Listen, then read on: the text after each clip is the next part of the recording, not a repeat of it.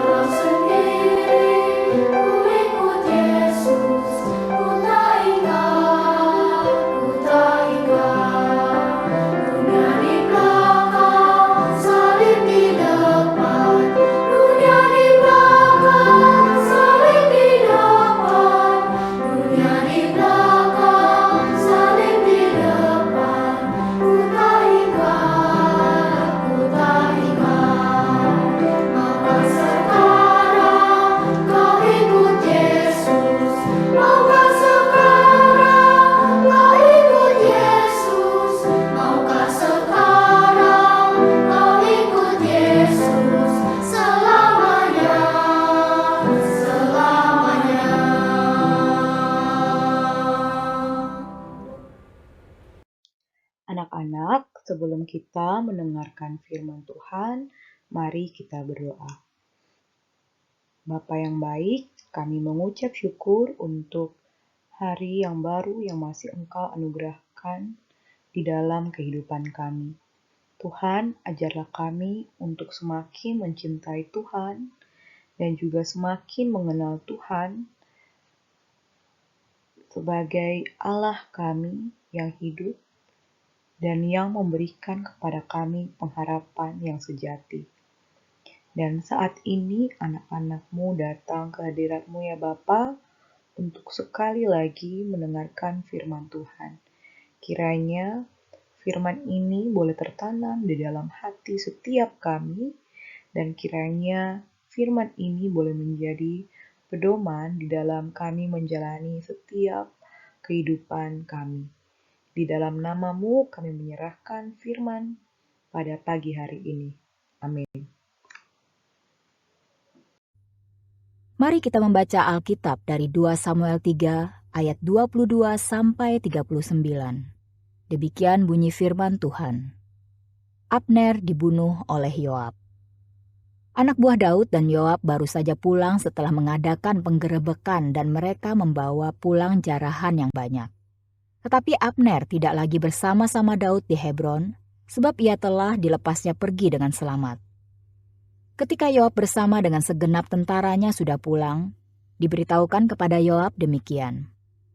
Abner bin Ner telah datang kepada raja dan ia sudah dibiarkannya pergi dengan selamat. Kemudian pergilah Yoab kepada raja, katanya, "Apakah yang telah kau perbuat? Abner telah datang kepadamu. Mengapa engkau membiarkannya begitu saja? Apakah engkau tidak kenal Abner bin Ner itu? Ia datang untuk memperdaya engkau dan untuk mengetahui gerak-gerikmu dan untuk mengetahui segala yang hendak kau lakukan."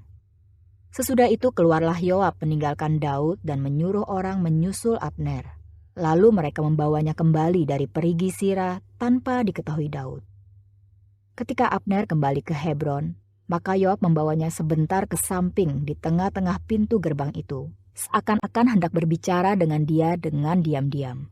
Kemudian ditikamnyalah dia di sana pada perutnya, sehingga mati, membalas darah Asael adiknya.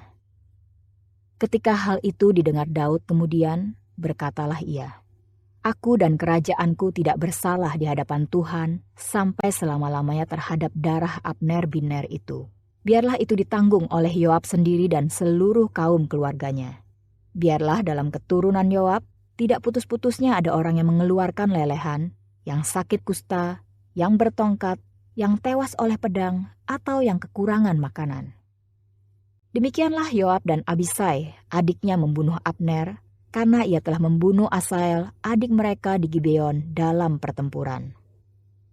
Dan berkatalah Daud kepada Yoab dan kepada segala rakyat yang bersama-sama dengan dia, "Koyakkanlah pakaianmu dan lilitkanlah pada tubuhmu kain kabung, dan merataplah di depan mayat Abner." Raja Daud sendiri pun berjalan di belakang usungan mayat. Ketika orang menguburkan Abner di Hebron, maka menangislah raja dengan suara nyaring pada kubur Abner, dan seluruh rakyat pun menangis. Karena Abner, raja mengucapkan nyanyian ratapan ini. "Apakah Abner harus mati seperti orang bebal? Tanganmu tidak terikat dan kakimu tidak dirantai. Engkau gugur seperti orang gugur oleh orang-orang durjana." Dan seluruh rakyat itu makin menangis karena dia. Seluruh rakyat datang menawarkan kepada Daud untuk makan roti selagi hari siang. Tetapi Daud bersumpah, katanya, "Kiranya Allah menghukum aku, bahkan lebih lagi daripada itu, jika sebelum matahari terbenam, aku mengecap roti atau apapun." Ketika seluruh rakyat melihat hal itu, mereka menganggap hal itu baik, seperti segala sesuatu yang dilakukan raja dianggap baik oleh seluruh rakyat. Maka tahulah seluruh rakyat dan seluruh Israel pada hari itu, bahwa pembunuhan Abner bin Ner bukanlah rancangan raja. Kemudian berkatalah raja kepada para pegawainya, "Tidak tahukah kamu bahwa pada hari ini gugur seorang pemimpin, seorang besar di Israel? Tetapi aku ini sekarang masih lemah.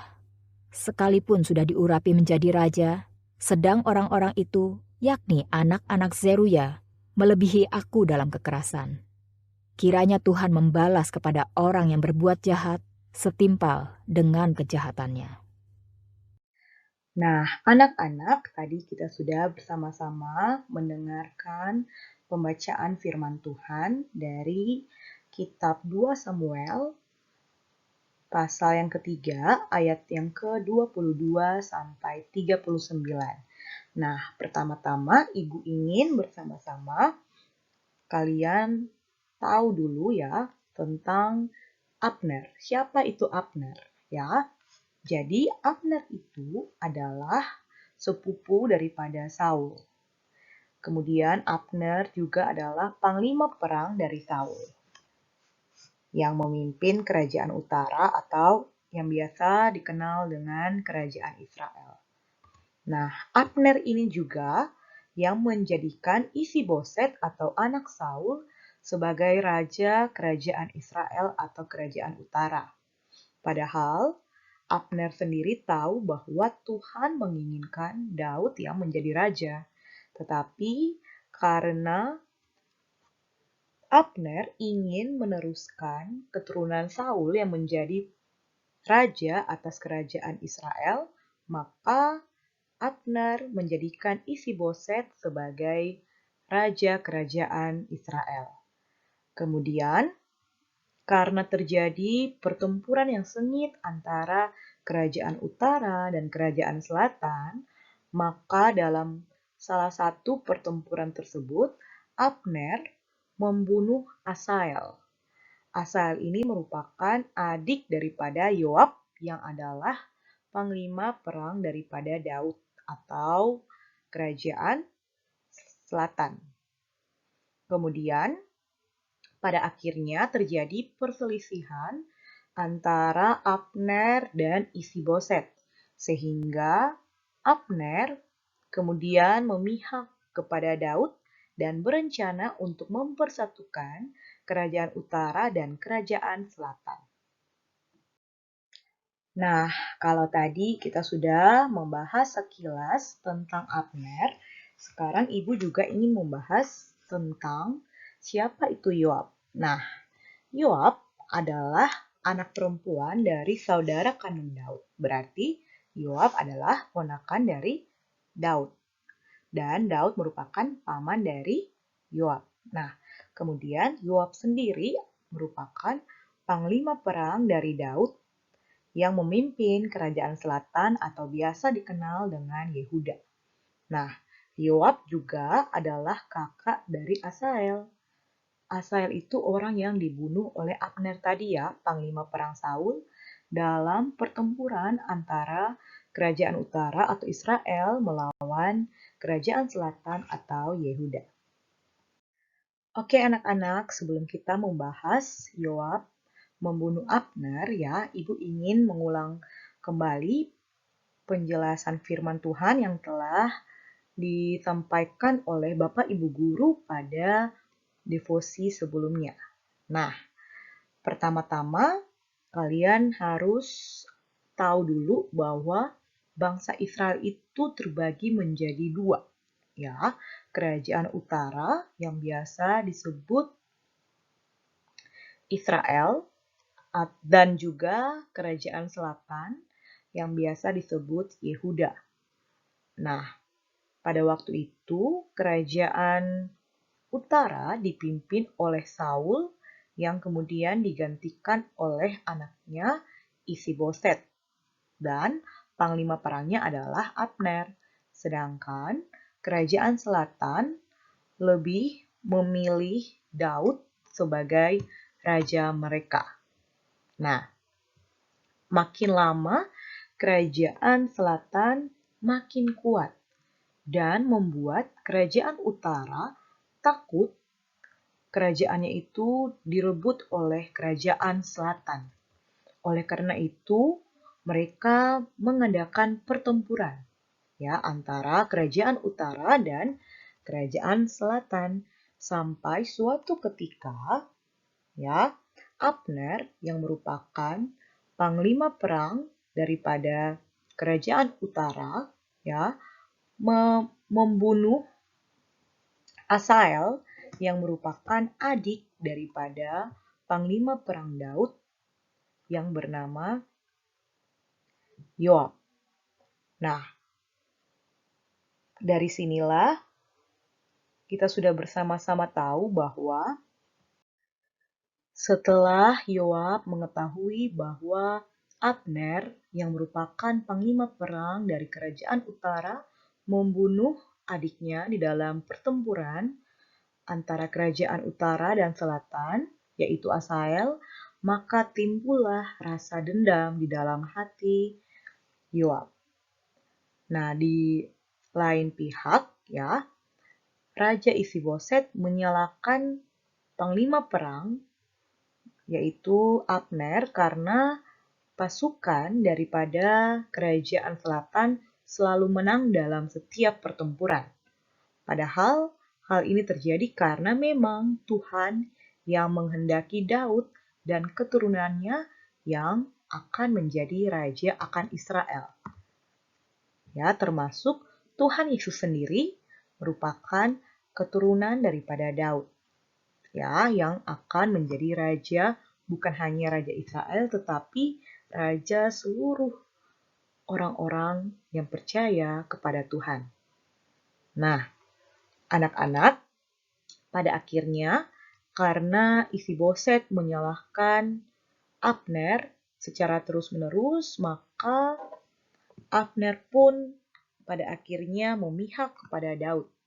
Dia menghadap Daud dan dia berencana untuk menjadikan Daud sebagai raja dari kerajaan Israel atau kerajaan utara juga. Bahkan mereka juga dalam pertemuan itu membahas untuk mempersatukan antara kerajaan utara dan kerajaan selatan. Tapi dalam pertemuan ini, panglima perang daripada Daud yaitu Yoab itu tidak diundang, sehingga Yoab tidak tahu apa-apa tentang pertemuan antara Daud dan juga Abner yang membahas tentang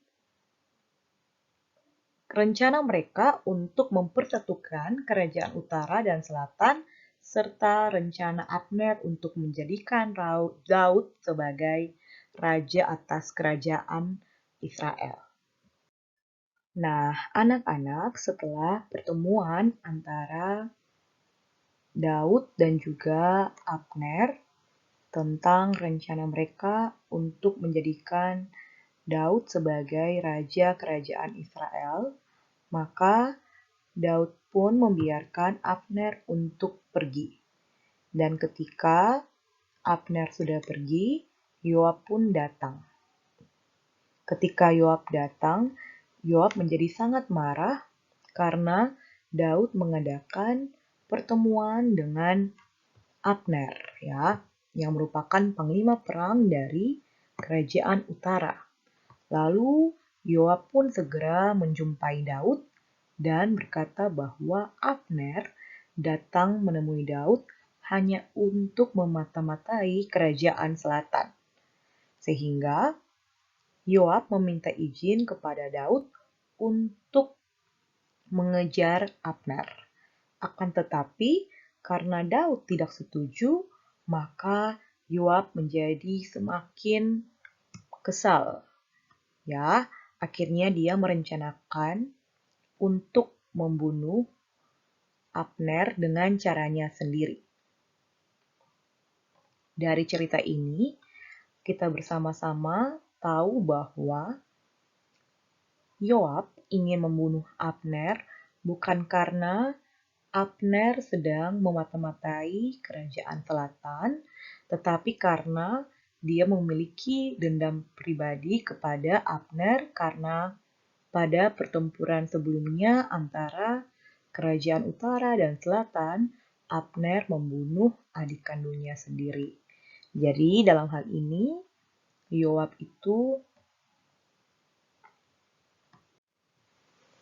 berpura-pura mengatakan bahwa Abner sangat berbahaya bagi kerajaan Yehuda. Tetapi kebenciannya yang sebenarnya terhadap Abner adalah karena kematian adik kandungnya yaitu Asael. Nah, anak-anak, sebenarnya dendam Yoab kepada Abner itu bukan saja ketika Abner membunuh adiknya Asael ketika terjadi pertempuran antara kerajaan utara dan selatan. Tetapi dendam terhadap Abner yang sebenarnya juga adalah karena Yoab itu iri hati terhadap Abner, ya. Dia takut posisinya akan direbut oleh Abner. Yoab pun segera melakukan aksinya. Yoab pergi menemui Abner dan sengaja untuk merundingkan sesuatu, tetapi ketika dia sedang berbicara dengan Abner, dia membawa Abner ke tempat yang sepi dan kemudian membunuh Abner dengan cara menghunus pedangnya dan menikam perut daripada Abner. Abner pun kemudian mati. Daud ketika mengetahui hal ini menjadi sangat marah. Dan di hadapan orang banyak, ia pun berkata, kiranya Tuhan membalas kepada orang yang berbuat jahat setimpal dengan kejahatannya. Raja Daud segera mengubur mayat Abner dan ia menangis sampai berpuasa atas kematian daripada Abner. Dan seluruh rakyat pun turut menangis. Nah, akan tetapi dari kejadian ini pun Daud sebagai raja tidak menghukum Yoab. Karena Daud merasa bahwa Yoab adalah panglima perang daripada kerajaan Yehuda sehingga dia tidak memiliki niat untuk menghukum Yoab. Padahal Yoab telah melakukan kesalahan yang besar karena telah membunuh Abner. Dengan alasan dendam pribadi karena takut posisinya direbut oleh Abner dan karena dendam pribadinya terhadap Abner karena Abner telah membunuh adik kandungnya.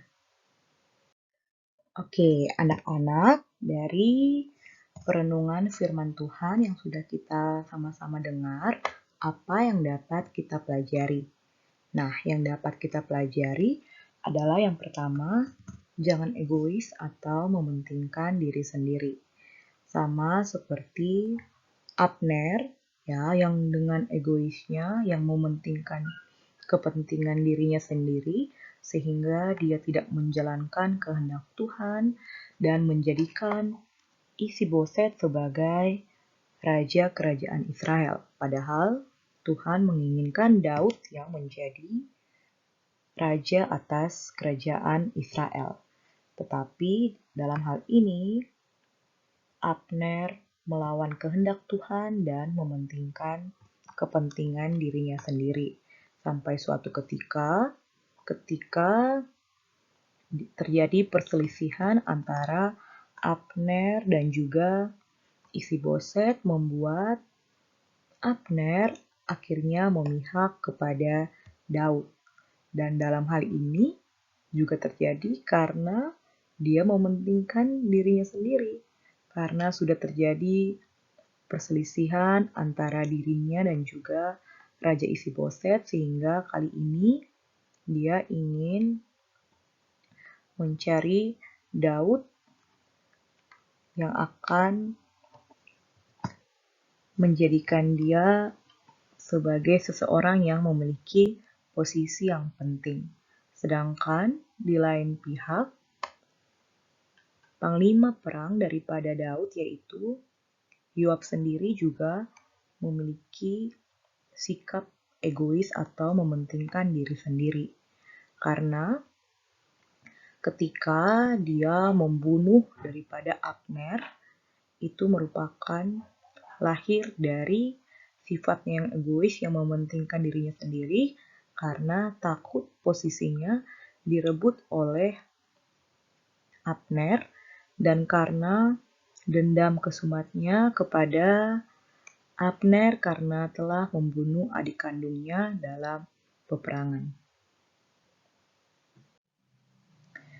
Dan yang kedua yang dapat kita pelajari dari sikap Daud adalah Daud tidak memihak antara panglima perangnya sendiri atau panglima perang daripada kerajaan utara.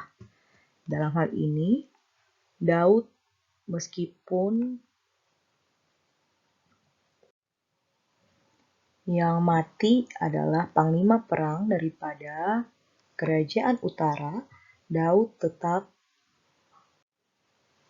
berkabung atas kematian daripada Abner.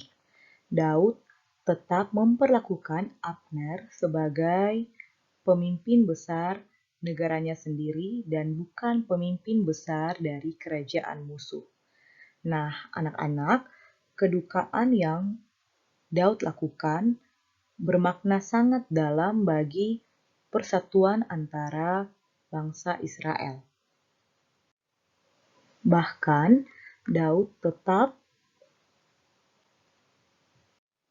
mengutuk panglima perangnya sendiri yaitu Yoab karena telah membunuh Abner. Dalam hal ini, Daud tidak membedakan antara kerajaan utara dan selatan atau kerajaan Israel dan Yehuda.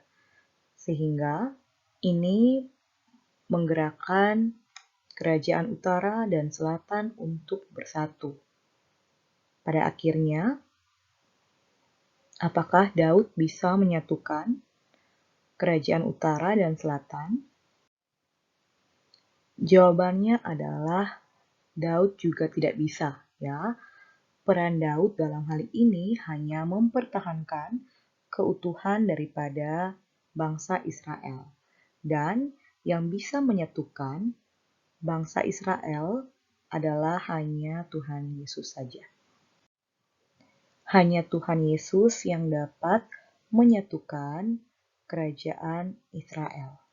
Bukan hanya Israel sebagai bangsa, tetapi seluruh Israel sejati, yaitu gereja Tuhan, atau anak-anak Tuhan, atau orang-orang Kristen pilihan Tuhan. Jadi anak-anak, Daud menggambarkan apa yang akan Tuhan Yesus lakukan, yaitu Tuhan yang akan menjaga keutuhan seluruh umat Tuhan yang ada di dunia. Amin untuk firman pada pagi hari ini. Mari kita bersama-sama berdoa untuk menutup devosi pada pagi hari ini. Bapa yang baik, kami mengucap syukur untuk devosi yang telah kami dengar. Saat ini kami akan melanjutkan aktivitas pembelajaran kami. Kiranya pembelajaran ini boleh berjalan dengan baik. Di dalam nama Tuhan kami berdoa, amin.